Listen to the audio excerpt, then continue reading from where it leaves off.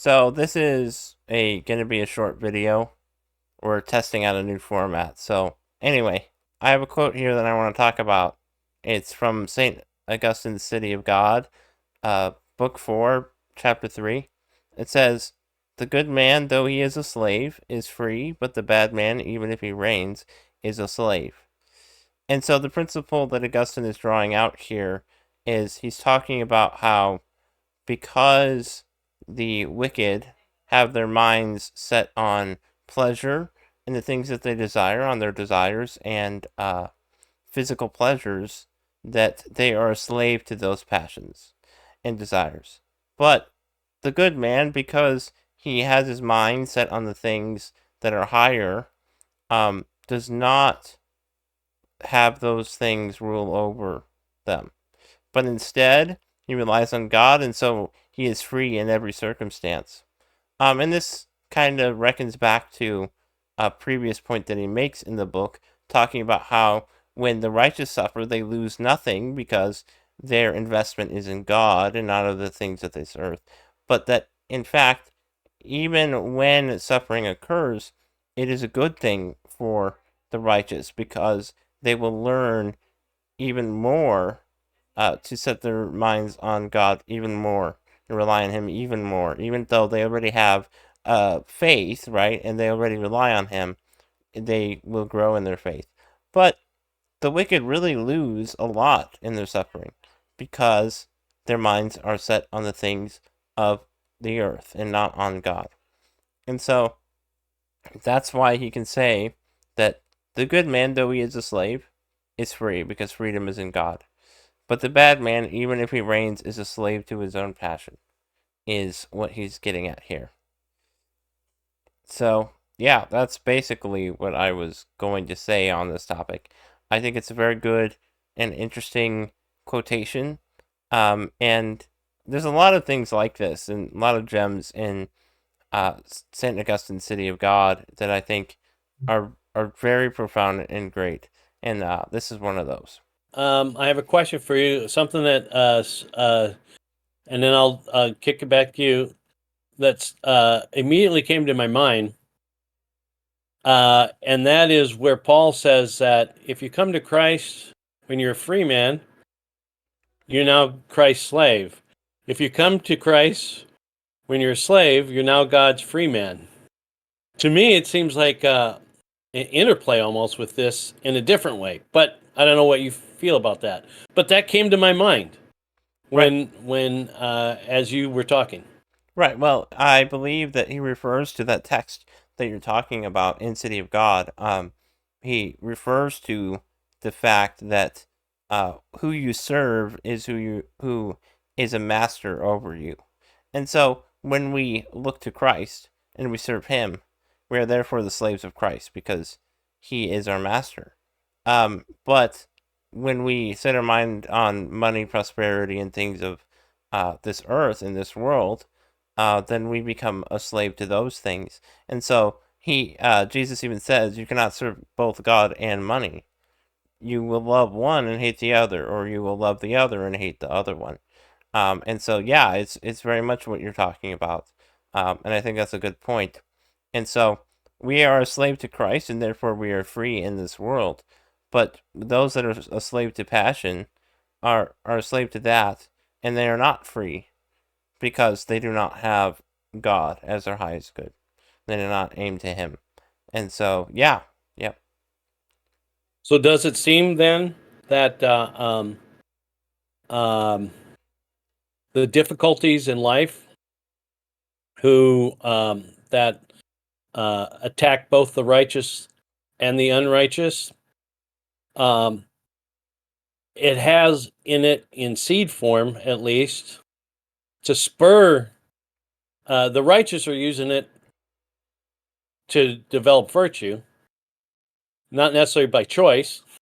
It's we're thrust into the world, um, and those who are not following God, uh, it's to their hurt, but it's ever present for them to come up. What's the point? This suffering, It seems almost like it's still it's still got it still has medicine for them.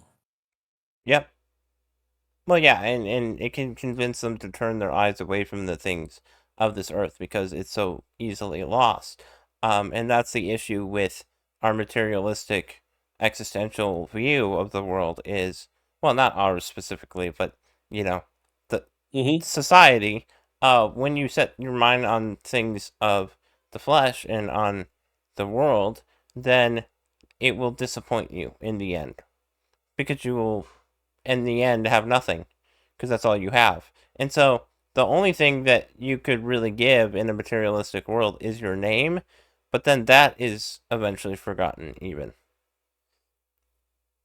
Well, and you mentioned the scripture that you can't serve two masters, and and that harkens back to the garden when it was either going to be you're either going to Adam and Eve were either going to serve God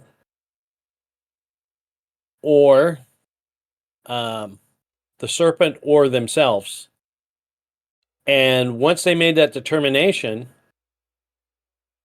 then all of mankind afterwards was set on that course of um, being thrust into that contest of who are you going to serve. That's why the scripture says, choose today whom you will serve, you know?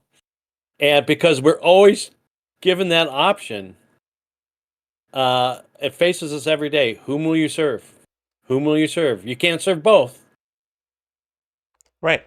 Well, that's why in Romans, I don't remember which one or two, he talks about and lists a bunch of sin and people in their natural state, basically, and what happens. And he talks about idolatry a lot. And I think that idolatry is basically the sin that we are constantly falling into as human beings.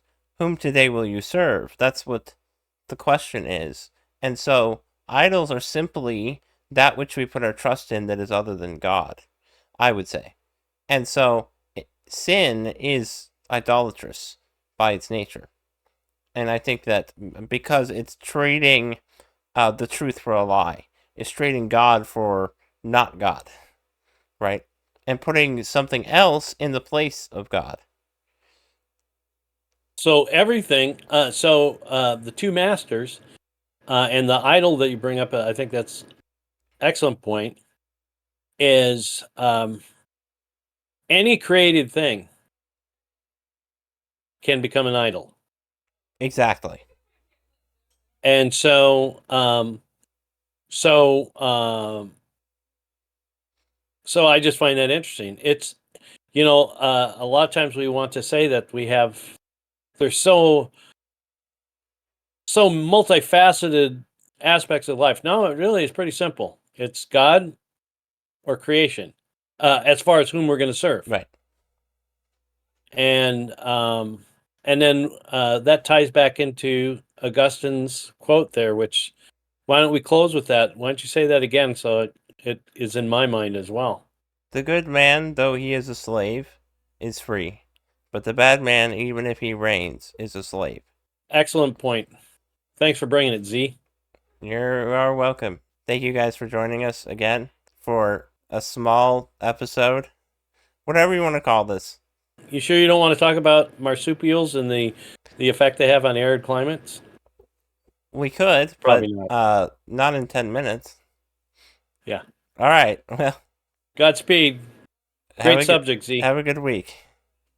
All right. Bye. Bye.